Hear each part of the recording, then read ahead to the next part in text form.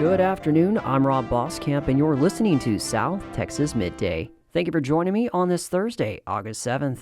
CHRISTUS Spohn Hospital Shoreline marked 2 milestones with its robotic lung screening program, celebrating both the 1-year anniversary of the Ion robotic bronchoscopy and its 200th completed procedure. The technology allows doctors to examine lung tissue and airways with greater precision, helping to detect lung cancer at an earlier stage when treatment is more effective. Dr. Rajiv Naran, a pulmonologist at CHRISTUS Spohn, shared with KIII more details about this procedure. If we diagnose lung cancer early, we can save a lot of lives. Suppose if we diagnose the lung cancer as stage 1A, their survival rate is 92% at 5 years. So you can see that there's a big difference. If we catch them early, we can save a lot of lives by diagnosing it early and offer treatment very early. The procedure, which is now available in Corpus Christi, spares patients from traveling to larger cities like Houston or San Antonio for advanced screenings.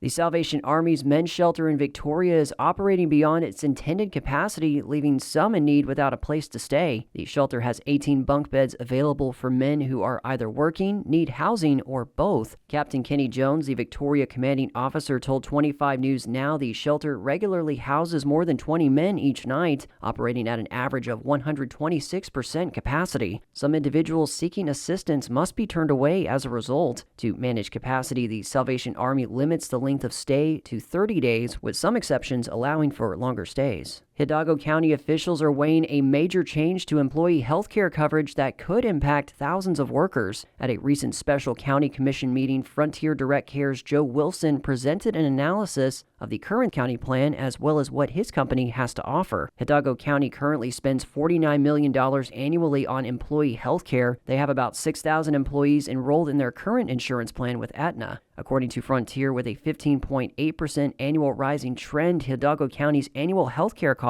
is projected to increase to $75 million in the next 5 years. By 2029, it is projected to increase beyond $95 million. In state news, 2 Texas House Democrats were forced to evacuate their hotel in Illinois yesterday after a bomb threat. Representatives John Busey of Austin and Ann Johnson of Houston say they're safe after a bomb threat forced them out of their hotel. The 2 lawmakers are among more than 50 House Democrats who left Texas earlier this week to break quorum. They're blocking a vote on a redistricting plan that would create up to 5 new Republican-held congressional seats in Texas. In a joint statement, both Busey and Johnson say that, despite the threat, they remain undeterred.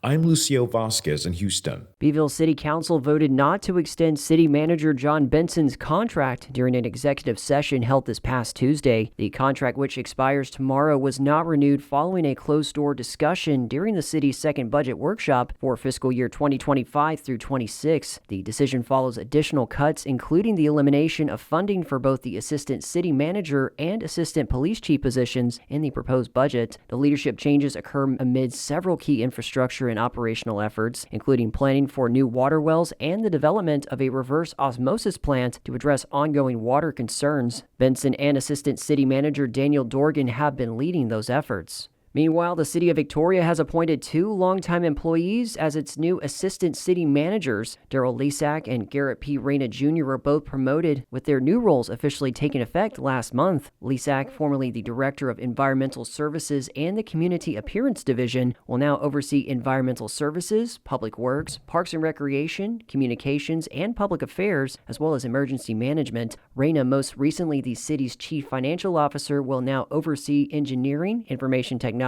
finance, building and equipment services, and the municipal court.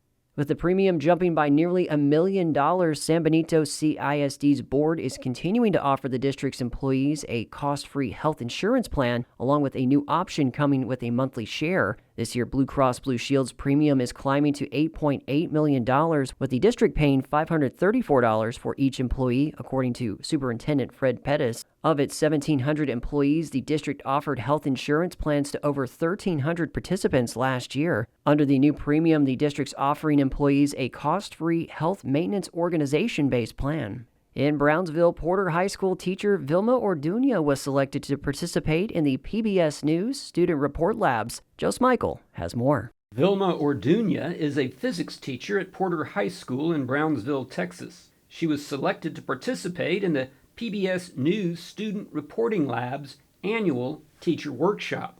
This just happened July 25th through the 27th with other selected educators at the Washington Educational Telecommunications Association, offices in Washington, D.C., home of PBS's NewsHour. I got an email telling me congratulations that I've been selected to participate in the workshop, and I got really, really excited because, to be honest, I had never been involved in any video production, anything like that.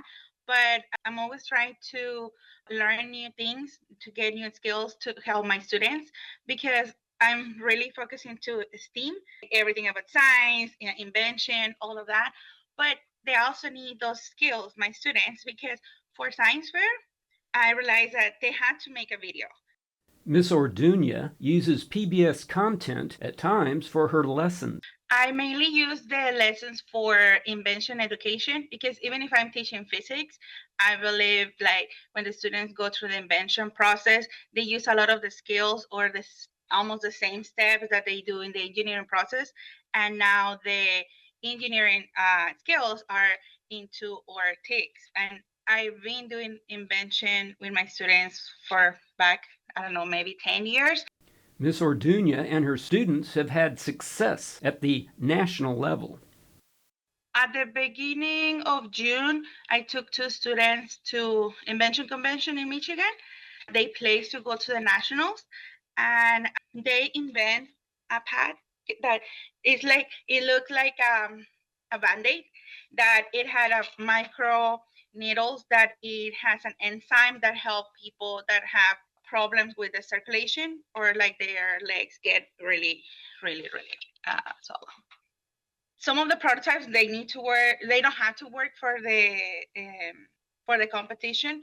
I also have students last year, I think, that they invent, it was a brush to paint, and they make a little hole on it so it can fit into the bucket, so like you save some paint. So it can be little things, it can be big things, but it's really amazing to see how some of them are very shy at the beginning, but then when they start presenting and they start getting this confidence, and I mean, I think it's great for them. This is Joe Smikle, KEDT News. Kingsville ISD is working to overcome a shortage of special education teachers by offering new incentives to attract and retain staff ahead of the upcoming school year. According to the Texas Education Agency, there is currently 1 special education teacher for every 25 students with special needs across the state. In response, Kingsville ISD launched a recruitment effort that includes a $6,000 stipend and a $500 signing bonus for special education teachers. The strategy has worked, with all but 1 special education position filled just in time for the first day of school this Monday. The school district is still seeking an early childhood special education teacher to work with 3-year-olds and is encouraging qualified local residents to apply. Information about the job posting is online at kingsvillisd.schoolspring.com. Taft ISD surprised its teachers with a shopping spree at the Portland Walmart just before the start of the new school year. Teachers received $150 each to purchase essential school supplies for their students, all at no cost to them. The district-provided funds allowed teachers to purchase whatever supplies they felt their students would need for the upcoming year. The Victoria Public Library is celebrating its 50th anniversary, kicked off this week with a story party for young patrons, followed by a pizza-themed craft session. Through next Friday, patrons can support anniversary activities by trying Evans Pizzeria's special-themed pizzas. A portion of the purchase will be donated to the library. The library is also putting together a time capsule and is inviting residents to drop off a written memory, picture, or video recording to contribute. Registration is also open for the Storybook Fun Run fundraiser on September 6th. The library opened its doors at its current location at 302 North Main Street on October 4th, 1975. For more information on events, visit victoriatx.gov. At South Padre Island, Sea Turtle Inc. has a new tool that is being used to save an endangered species. It's now equipped with a new machine that will help better treat turtles' injuries. The machinery can be seen from inside Sea Turtle Inc.'s new state-of-the-art hospital. The CT machine can help veterinarians better diagnose internal injuries and medical conditions, as well as collect hundreds of images. Sea Turtle Inc. Life Support Systems Manager Emily Sullivan spoke with KRGV about the new machine. And then we can use that to basically find out exactly what's wrong. So we can find the cause of the symptoms that we're seeing, and that means that we can then treat the underlying problem and hopefully resolve their medical issues. Prior to the new equipment, which was installed in March, sea turtle patients had to be driven to another facility in the McAllen area. And in sports, the Tulsa Drillers went 4 for 4 with 2 home runs as they marched to a 14-3 victory over the Corpus Christi Hooks last night at Whataburger Field. Corpus Christi, absorbing its largest loss of the year, permitted a run in each inning. Orlando Martinez recorded 3 of the 5 Hooks hits, reaching base 4 times. He scored twice via a balk in the first and a Lucas Spence double in the 9th. The Hooks and the Drillers will be back at it tonight at Whataburger Field. First pitch is set for 6:35 p.m. And that is the latest news and information on South Texas Midday. If you missed any stories from today's newscast, you can check out this and previous episodes of South Texas Midday wherever you get your podcasts. I'm Rob Boskamp. Your community arts calendar and more is on the way.